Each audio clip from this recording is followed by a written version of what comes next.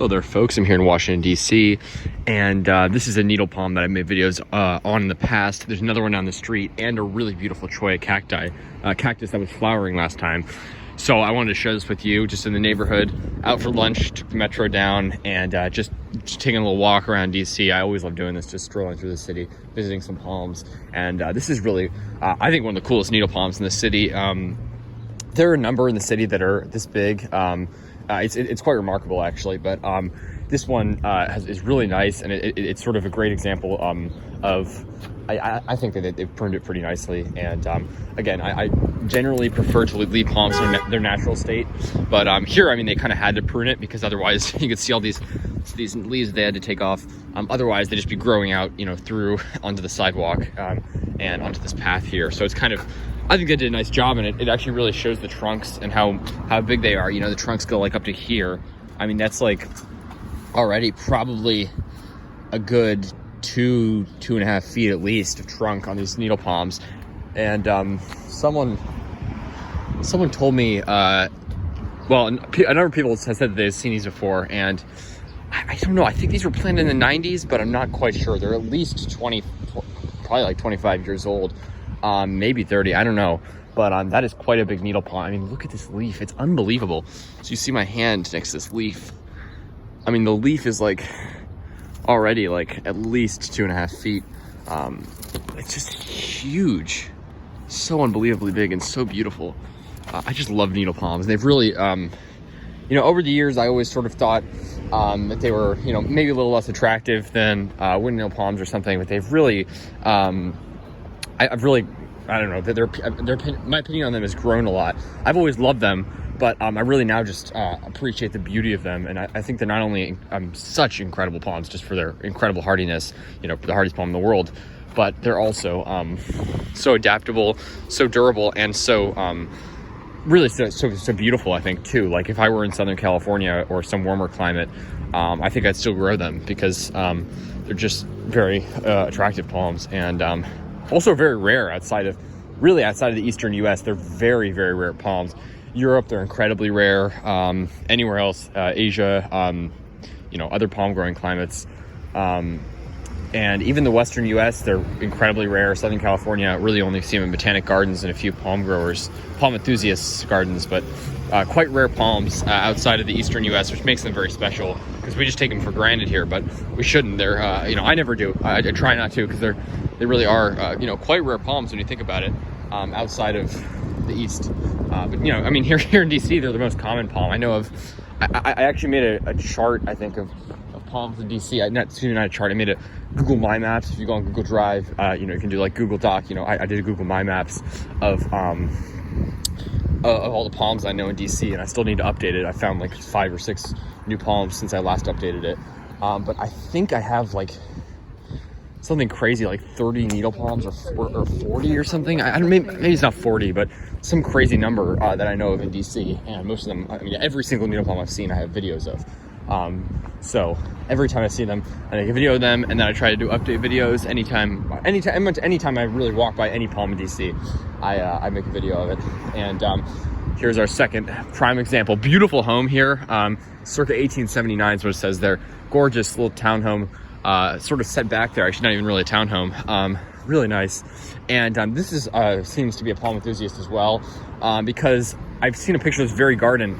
I think in like 2010 or something, they had a windmill palm here.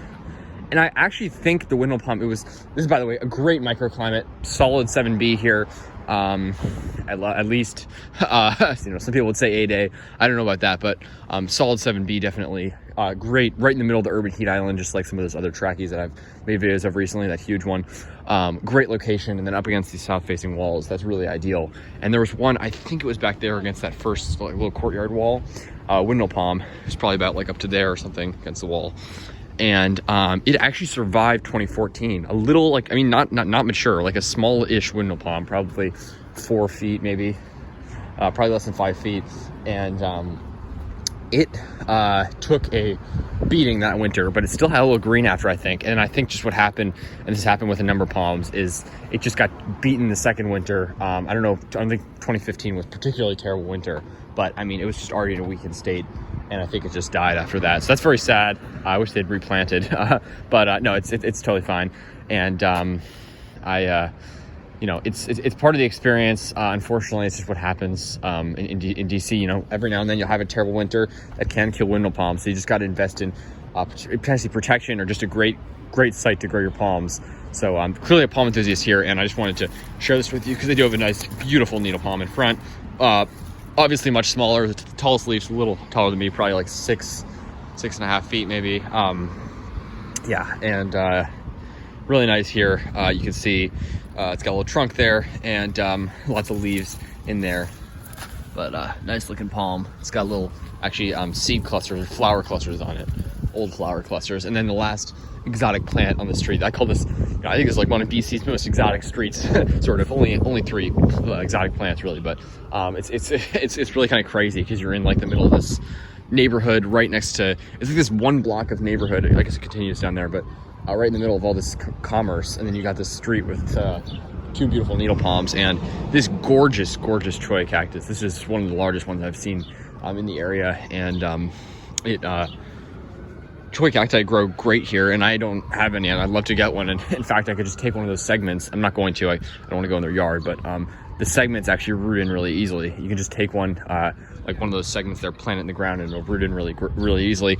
And there's also some big ones. I think the best succulent garden, desert garden, has to be at the National Zoo. It's really amazing. They have a garden bed there, tons of some cholla cacti, tons of yucca, other cacti, but this is certainly rivals those, and one of the bigger ones in the area. I mean, this thing is like probably like 4 feet at least.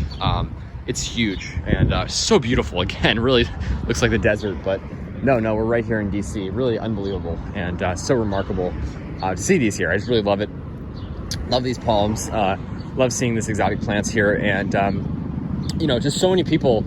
And to me, obviously, when anyone who first learns that what the palms can grow here, it's you know, it's like a shock, and some people don't believe it. But I promise you, it's true.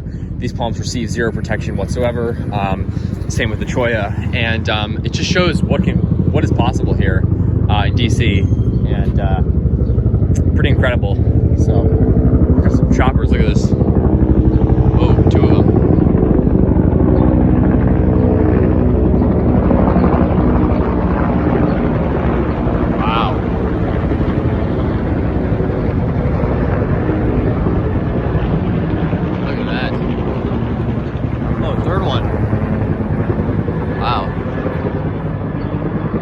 Well, that's a good way to end the video, I guess, but just wanted to share that with you. Really nice exotic street here in Washington, D.C. 2 beautiful needle palms and a wonderful cholla cactus there.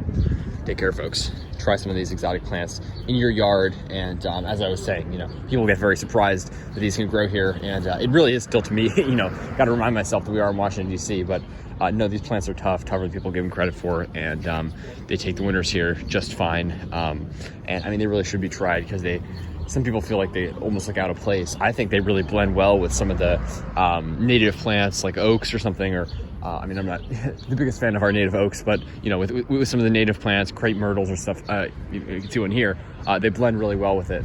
And southern magnolia, they just, I think, really go well and sort of add a contrast and nice touch to these colder landscapes. So thanks for watching, folks. Stay tuned for more videos, like and subscribe. If you enjoyed, have a good one, and take care.